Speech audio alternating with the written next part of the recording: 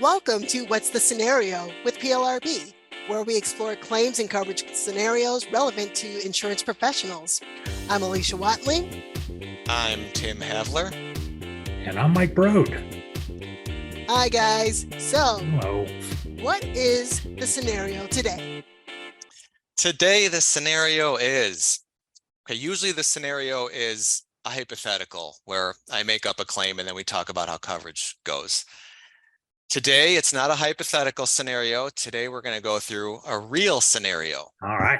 Okay, ready. So, Alissha or Mike, I'm going to give you a memory test here. It's going to be a tough question, but we'll see how you do. I'll fail. I'm going to take you back to Christmas Day 2020. Christmas Day 2020. Do you remember anything in particular about that day? I remember I didn't get the fishing pole that I wanted from Santa Claus. I was probably somewhere miserable with family. Okay, knowing that this is an insurance-related podcast, do you remember anything in particular about that day? All right. No, it's Christmas Day 2020. You got me. Okay. Christmas Day 2020 was the downtown Nashville suicide bomber. Oh, yeah. Really? Yeah. 2020? Because we didn't Yes. need anything else on top of that. Right.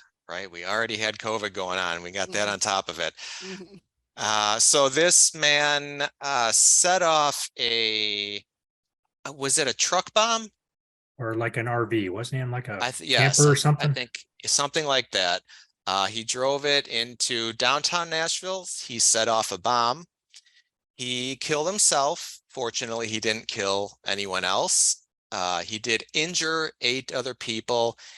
And for our purposes today, he caused damage to 41 businesses in downtown Nashville. Wow.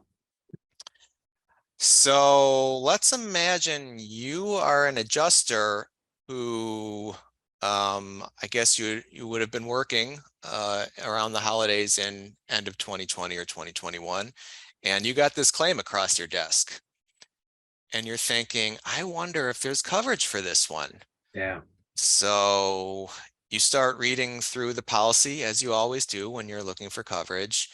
And then all of a sudden it clicks with you. I've seen there's always that one page that says terrorism disclosure or terrorism caps. And you never really thought about it too much before. But for this claim, you're really starting to wonder, what is all that terrorism stuff about in the policy? And is that going to be relevant to this claim? I'm sure. Potentially, yeah. Potentially, I guess we need to look into it. So where would we start, Tim? What, because the other one that might be in there would be war, right? So there's an exclusion for war, but Correct. This certainly would not be any kind of a war exclusion worthy type of a case, right? Correct. So that exclusion has things like war and insurrection and rebellion and a lot of similar words to that. So as that one's been interpreted over the years, we know that exclusion means when there is a war in the sense of 2 sovereign states in a war. So Russia, Ukraine, that's a war. Lone bomber in the Nashville streets, that is not a war. But terrorism, yeah, don't you think, Alissha, this certainly first thing that kind of comes to mind is here we have a big bomb that goes off in a major metropolitan area. It certainly sounds like it potentially could be terrorism. It sounds like terrorism to me, but is it actually terrorism? Yeah, or how does the policy define terrorism, Tim? Would it apply? That's a good question. All right. And to answer this, we got to go all the way back to 2001. And 2001. Okay. September 2001? September 2001. Okay, so this starts with 9/11 because before 9/11, policies didn't say anything about terrorism. Okay. There wasn't that page on disclosure and there wasn't that page on terrorism caps. They were just silent. So after 9/11, Mike, like you brought up the war exclusion, adjusters looked through their policies and they thought maybe the war exclusion applies, but generally the opinion of coverage attorneys was that no, Al-Qaeda was not a sovereign state at war with another sovereign state. So that exclusion didn't apply. And since there wasn't anything about terrorism, that was a covered loss. And what's kind of crazy as you look at, I know from my way back days of studying insurance, that whole war exclusion was around because war is a catastrophic event. Yeah. So hugely catastrophic event, going to cause a whole lot of damage. And if I'm an insurance carrier, to know that I might potentially have coverage for that kind of an event could definitely wipe out a number, if not almost all insurance carriers. So that was why that exclusion is in there, because it was such a catastrophic event. But with the thing like 9/11, also hugely catastrophic event with what happened in New York. So that, I think, Tim, might be why that whole terrorism, that whole TRIA thing came about with the government, and that they were kind of stepping in to say, if there's an event like this that happens again, knowing that it would be catastrophic to the industry, we'll be here as a backstop to kind of be a reinsurer from the government perspective. And isn't that what TRIA is all about? Well, here's the question. What is TRIA? Oh, good point. TRIA is the Terrorism Risk Insurance Act. Terrorism Risk Insurance Act. Okay. This was signed into law by George W. Bush in November 26th, 2002. So this was over a year after 9/11. Okay. But the problem was, like Mike said, these were potentially utterly catastrophic losses, just like war, but it wasn't a war. So right after 9/11, most insurers stopped providing terrorism coverage.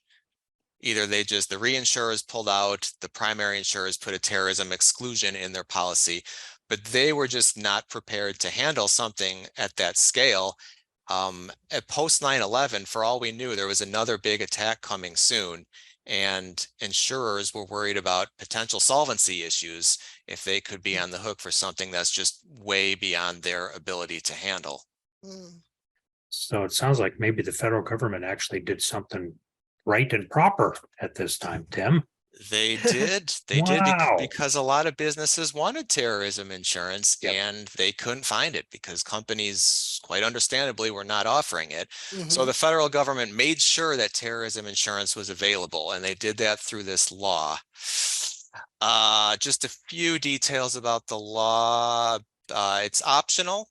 It's not mandatory. It's for businesses, commercial policies, not residential. And the most interesting thing about this law, from my perspective, is that it entirely depends on a certification decision that's made by, of all departments, the United States Secretary of Treasury in consultation with the Attorney General and the Secretary of Homeland Security. So this program, in order to get triggered for the federal government to make that payout, you first need that certification decision from the Treasury. Now, that's odd that it comes from the Treasury and not from Homeland Security first. Huh. Interesting. All right. Well, there are 3 objective factors that all 3 departments are supposed to be looking at. That was my question, Tim. Yes. How do you define this Terrorism Act? Okay, so here's what terrorism means in this act. Number 1, act that is dangerous to human life, property, or infrastructure, and has resulted in damage within the United States or outside the United States in case of a United States flagged vessel.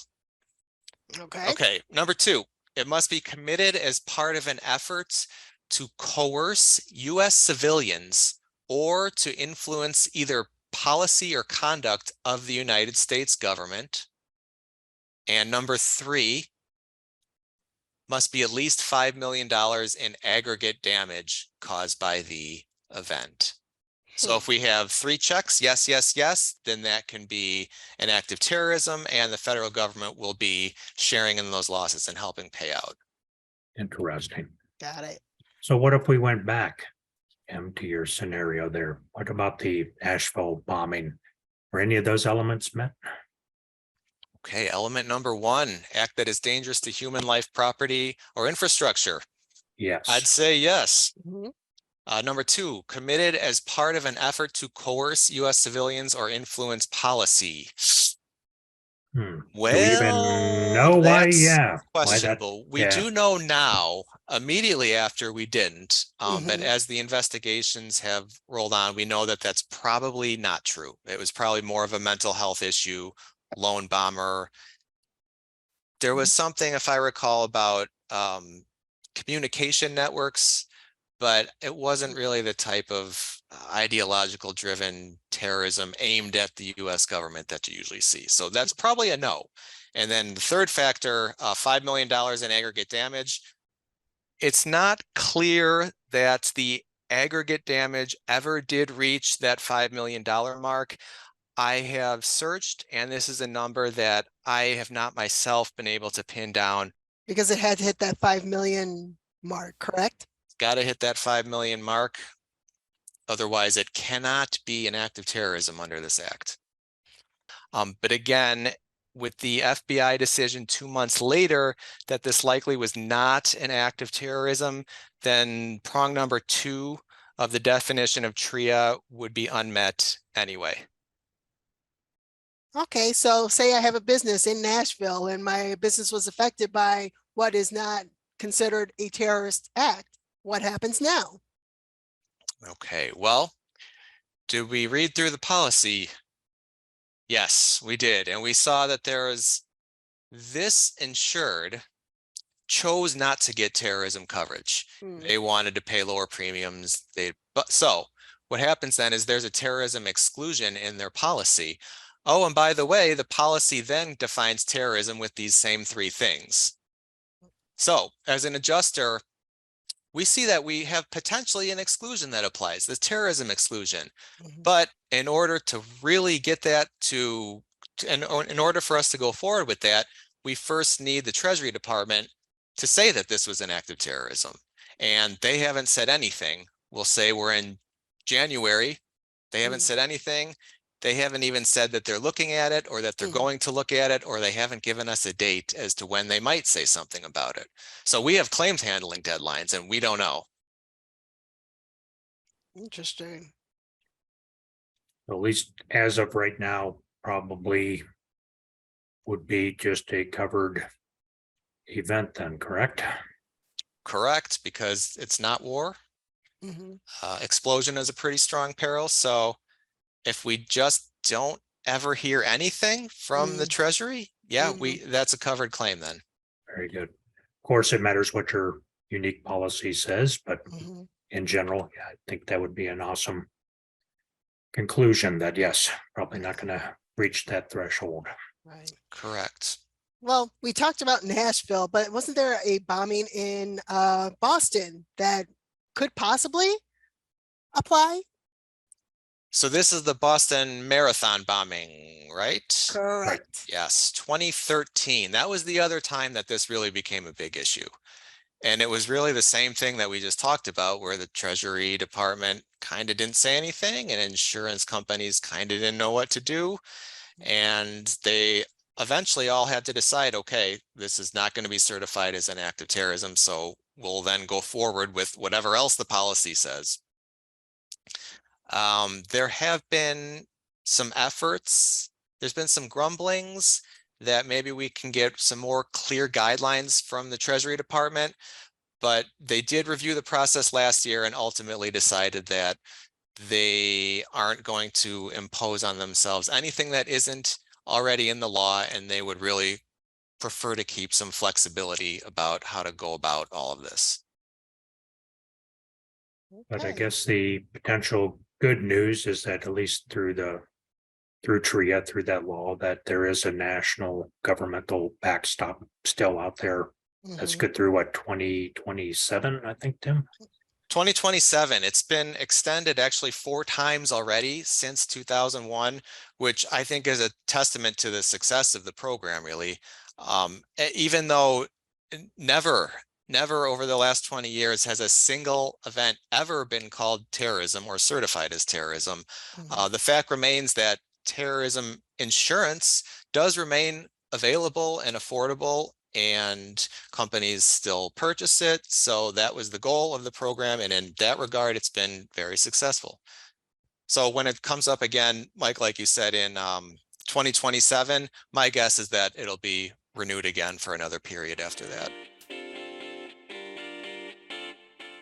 So Tim, what can we take away from this scenario? To recap, a suicide bomber drives into a downtown area and sets off a truck bomb, causing damage to the surrounding businesses. The adjuster knows this doesn't fall under the war exclusion, but they're wondering about the terrorism policy language. The insured opted not to purchase terrorism coverage under TRIA. So now the question is, how did the insurer choose to exclude terrorism losses? Some policies out there might exclude all terrorism, but the adjuster reads their policy in this claim and sees the terrorism exclusion in this policy only applies if the act is certified as terrorism under TRIA. So this is the reverse, because if it's certified under TRIA, we're not getting coverage here. It's triggering the exclusion per the terms of the policy. Since no certification decision ever came, the adjuster would have to conclude that the building damage would be covered under this open peril form, save for any other possible exclusions. So where can our listeners learn more? Members can always go to plrb.org. There, PLRB maintains a comprehensive legal database. In that database, they'll find several materials on discussing many of the topics we talked about today, including TRIA, terrorism losses, 9/11, and coverage questions on the Nashville bombing. Members are always free to access these materials and ask PLRB attorneys other questions they have. And Alissha, like Tim said, there's an article on the Nashville bombing in our archives, as well as on the education side, we have a CE course on criminal acts, terrorism, and liability claims that I believe we'll have the links to those in our show notes. Yes. All right. Well, gentlemen, thank you so much. Until next time. Thank you. Thank you. The views and opinions expressed in this resource are those of the individual speaker and not necessarily those of the Property and Liability Resource Bureau, its membership, or any organization with which the presenter is employed or affiliated. The information, ideas, and opinions are presented as information only and not as legal advice or offers of representation. Individual policy language and state laws vary, and listeners should rely on guidance from their companies and counsel as appropriate. The RV icon was created by Andre Kerma for the Noun Project.